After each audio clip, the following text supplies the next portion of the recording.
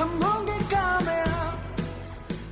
जो अच्छी चीज़ें हैं वो तो हम भूल जाते हैं, लेकिन कुछ ख़राब चीज़ें, कुछ ख़राब मेमोरीज़, कुछ ऐसे इंसिडेंट हमारे साथ हुए होते हैं जो हमको हमारे माइंड में हमेशा सताते रहते हैं।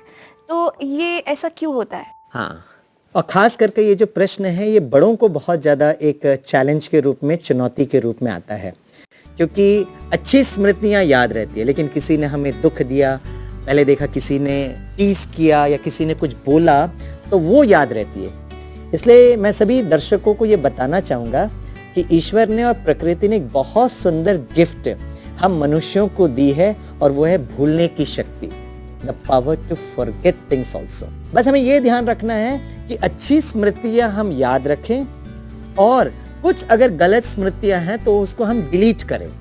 जैसे एक कंप्यूटर में सॉफ्टवेयर बहुत पावरफुल है, लेकिन उस पावरफुल सॉफ्टवेयर में अगर वायरस आ गया है तो नेचुरली वो उसको कमजोर कर देता है। उसी तरह शक्तिशाली मन में किसी ने मुझे कुछ बोला, कहा, किसी ने मुझे धोखा दिया, टीज किया, तो वो ऑटोमेटिकली वायरस की तरह आता है। तो आप में से कितने बच्चे चाहते हैं कि हम जो बड़े हैं ऐसे अनवांटेड फोल्डर्स को डिलीट करें? वो जरा हाथ उठाएं। यस, हम सभी चाहते हैं ये टेक्निक हम सीखें। तो कैसे करना चाहिए, राइट? जैसे कंप्यूटर में अगर एक वायरस इन्फेक्टेड फोल्डर होता है तो हम क्या करते हैं, उसको राइट क्लिक करते हैं, उसको रिसाइकल बिन में भेजते हैं, करेक्ट?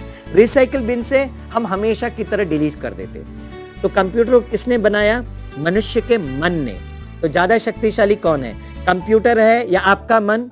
हमारा मन। तो कंप्यूटर एक जड़ चीज होकर अगर डिलीट कर सकता है, तो हम अपने मन की शक्ति से अनवांटेड फोल्डर्स डिलीट कर सकते हैं।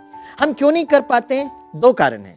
पहला कारण, हम वो डिलीट कैसे करें उसकी टेक्नोलॉजी हमें नहीं पता।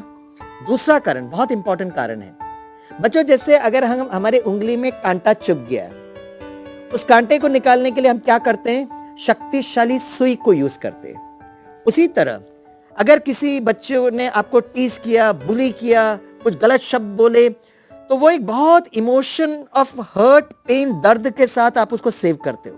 अगर उसको डिलीट करना है तो आपका मन उससे ज्यादा शक्तिशाली चित्र का निर्माण करना पड़ेगा। निर्माण कौन करेंगे? आप ही करेंगे।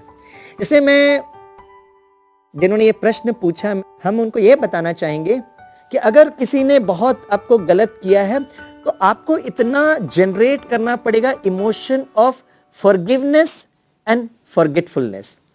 माफ कर दीजिए। माफ हम किसी और को नहीं करते, अपने उस दुख और दर्द को हम माफ करते हैं। एक छोटा सा मैं एग्जाम्पल से आपको बताना चाहूंगा। जैसे बच्चों, ये क्या है? मोबाइल। ये मोबाइल का वेट कितना होगा? Approximately 100 grams, right? अब इस मोबाइल को आप हाथ में पकड़ के रखो, 1 मिनट के लिए पकड़ के रखो, आपको दर्द देगा? नहीं। अब आप इस मोबाइल को 5 मिनट पकड़ के रखो, इसका वेट कितना है मोबाइल का?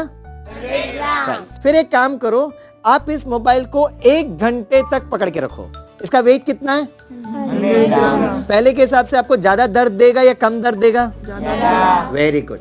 इसका मतलब यह है कि अगर किसी ने आपको 1 ग्राम टीज किया, बच्चों कितना समय आप अपने मन में उसको होल्ड करके रखते हो, उतना समय वो आपको दर्द देगा।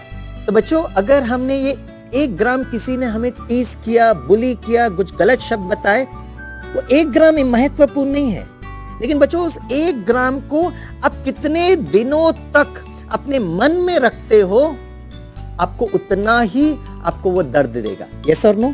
आपको समझ में आई बात? तो क्या करना पड़ेगा? जैसे ये मोबाइल है, इसको हम क्या करें? बहुत धीरे से नीचे रख दें। वाह, कोई दर्द नहीं। उसी तरह अगर किसी ने आपको दर्द दिया, तो बच्चों आप अपने मन में उस व्यक्ति के बारे में क्या चित्र बना सकते हो, राइट? एक तो सबसे पहली बात, उसको हमें समझना पड़ेगा कि उसने सचमुच हमें टीज किया है कि नहीं किया है, किस भाव से किया है। और अगर किसी भी भाव से किया, इंग्लिश में एक बहुत अच्छी कहावत है, to err is human, to forgive is divine. अगर कोई व्यक्ति गलती करता है तो वो मनुष्य है, लेकिन अगर आप उसको माफ कर देते हो, राइट, तो आपका मन बहुत दिव्य बन जाता है। जैसे फॉर एग्जाम्पल, आपको बहुत गर्मी लग रही है, तो आप क्या करेंगे बच्चे? फैन चालू करेंगे या एसी ऑन करेंगे।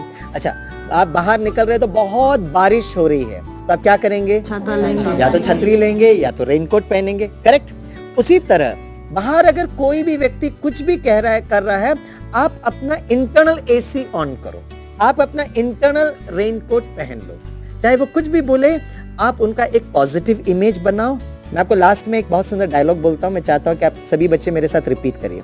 आई और प्यार भरिए, I और प्यार भरिए, I have no control have no control of what happens of what happens with me, with me, but but I will have I will have absolute control absolute control of what happens of what happens within me.